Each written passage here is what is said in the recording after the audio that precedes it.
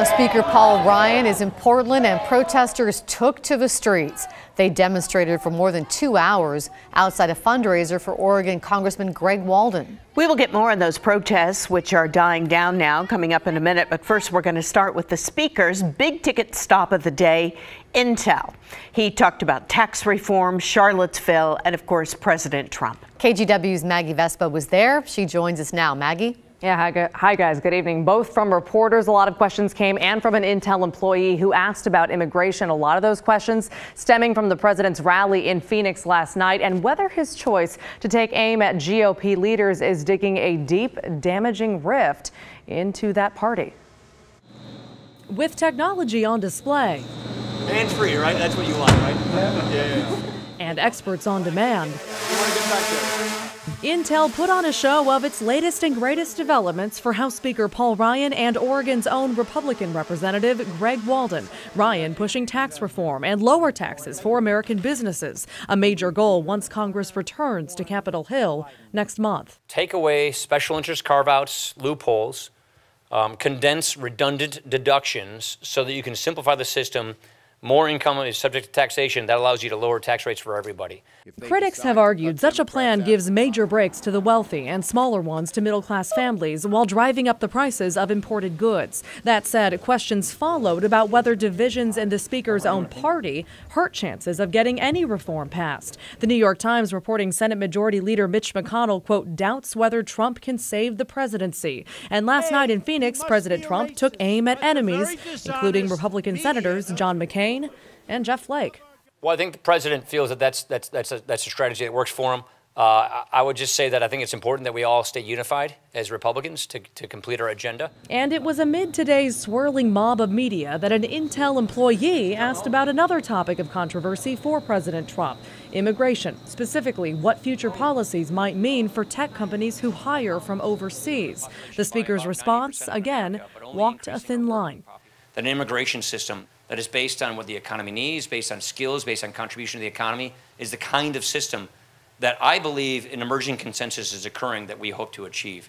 At the same time, we have to make sure that we enforce our laws. Now, we also asked both the Speaker and Congressman Walden about growing calls to censure the president following Charlottesville. As of this afternoon, 4 Oregon delegates have said they would support such an effort. Now, the Speaker said such a move in his mind goes too far, adding it would amount to nothing more than a political fight. Congressman Walden did not answer. We have the full press conference streamed at kgw.com and on Facebook. Tracy. Thank you, Maggie. Right now, Ryan is at a high-end fundraiser and dinner at the Waverly Country Club in Southeast Portland. He was met with protests. Our Taylor Vito has been there throughout the afternoon, and Taylor, it looks like things are a bit quieter now.